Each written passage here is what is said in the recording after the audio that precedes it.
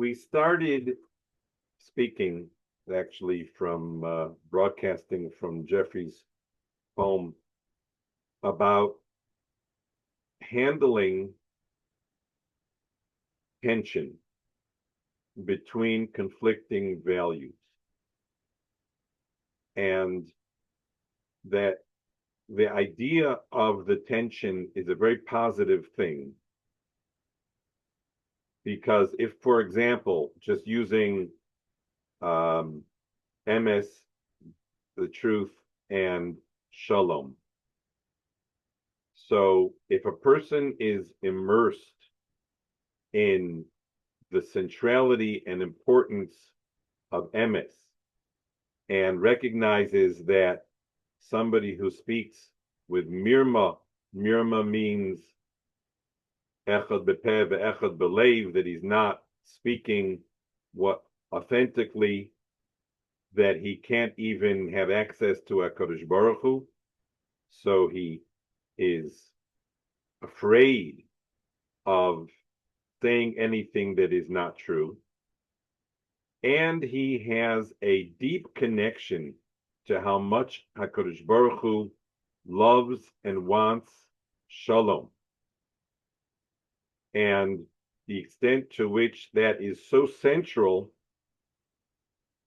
that Chazal even said that Lo motza Kadosh Baruch Hu kli masik brocha ela shalom, that there's nothing more precious for being able to contain all of the blessings that Hashem wants to bring into the world,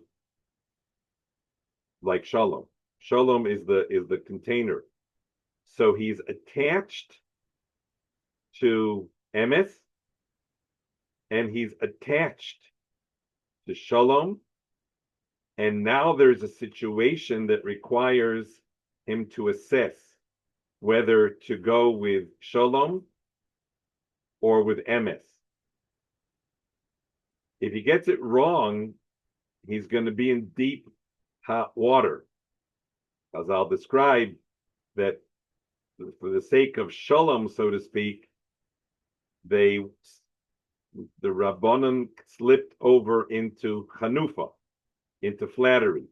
And they when Agrippas was crying over his illegitimacy to be a king, they went with shalom, so to speak, and they said to him, "You're our brother," and they assured him that all was good, and terrible consequences came from the fact that they went with an excessive degree of shalom, which led to this terrible transgression of chanufa, of flattery. So a person who has this tension can ask Hashem for siyata dishmaya, that he should see his way clear to what the proper conduct should be in a given situation.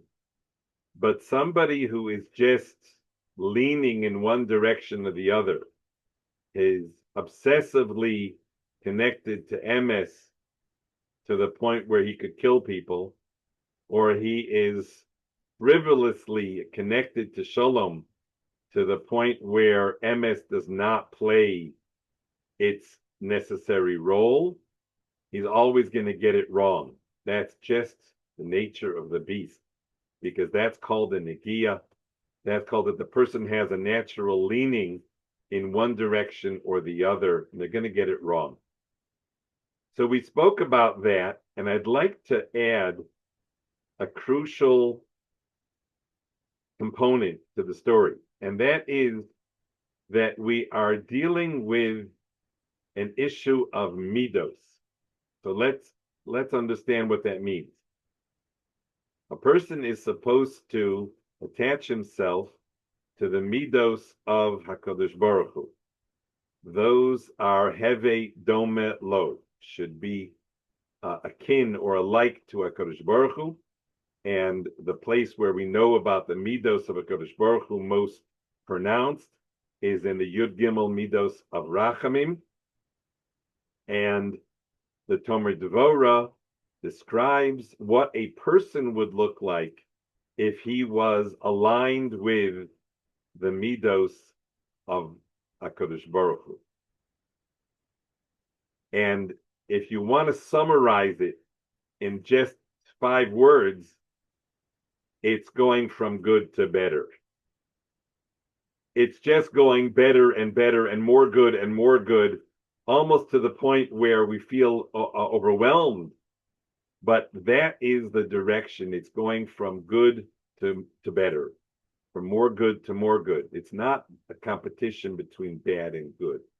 When it's a competition between bad and good, that means that the person is not aligned with the midos of a Kodesh Baruch Hu. So a person who is angry, for example, or is vengeful, or is looking to put someone else down, so he's not in the ball game. He doesn't know how to play in the game because he hasn't acknowledged that the story is within Tov. Within the midos of a Kodesh Baruch Hu, there can be conflict. There can be which is the better good? Is the better good the person's physical condition in Olam Hazeh? Is the better good their ultimate good in eternity? It's difficult to know, but you're dealing with good, and you're trying to determine what is good and what is better.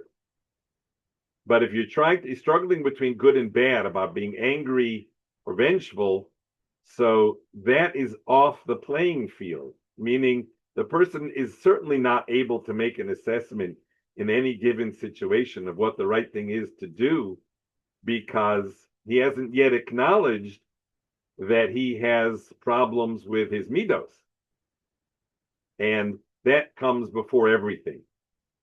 So I'd like to use, just for a moment, a quick illustration, an example of this, so that we can see it in action.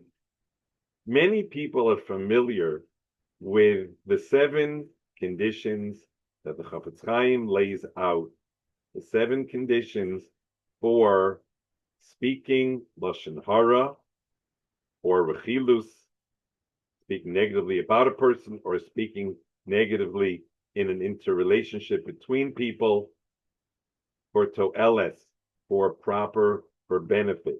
So I'm just going to read off the 7 conditions that everybody, I think, is familiar with, but it pays to look at them. Here's the conditions. First, it has to be absolute first-hand knowledge. Can't be speculation. It has to be that I know that the person violated an actual halacha, no speculation involved. The second, person has to have a constructive motive. He's only interested in achieving a positive outcome, correcting a wrong, preventing harm. It can't be because of anger, hatred, or satisfaction of some other personal agenda. He has to check to see if he can rebuke the person, if he can speak to him first and get him to change his ways, then he must do that and not, chas v'sholom, speak negatively about him. The fourth is there can be no exaggeration. You can't say it a little bit more than it really is in the hopes of having an effect on his listener. It has to be without any exaggeration that might lead the person to think that his matter is worse than it actually is. The fifth is that there has to be no other way for him to achieve that outcome. So if there's a way for him to get the person, let's say, to not buy from the store where they're selling overpriced goods, and he has a way of getting him to not buy in that store without saying anything negative about the storekeeper, then he is required to take that route and not speak negatively, not speak lashon hara. The sixth is very related to the earlier ones, and that is, it must be entirely true. And the seventh is that the effect that it has on the person must not be more than what Bezdin would have sanctioned. So if Bezdin would have required the storekeeper to return the overprice, then you may not say something that would cause his store to close down, that, or putting it into to some newspaper or something that would cause him that would cause him far more damage. 7 lists, sit there, go over, remember the list, remember. I'd like to offer a different approach. Different approach. And that is, imagine that a person loves Ruvain and wants Ruvain to be successful. And he loves Shimon and he wants Shimon to be successful. And he knows how much HaKadosh Baruch Hu hates Lashon Hara. That one who speaks Lashon Hara has no place in the presence of HaKadosh Baruch Hu. Speaking negatively about another Jew has no place in the proximity of HaKadosh Baruch Hu. And he knows how important it is. Lo samar al dam reyecha, you must not let somebody else get tripped up. Lifnei iver and lo samod, don't let somebody else fall in a ditch. Don't let them suffer a loss. He has Ruvain, his love for Ruvain, and his desire for Ruvain's success. A love for Shimon, a desire for Shimon's success. A deep sense of aversion to speaking anything negative about a Jew. And he has a sense of how he must not let somebody fall into a pit.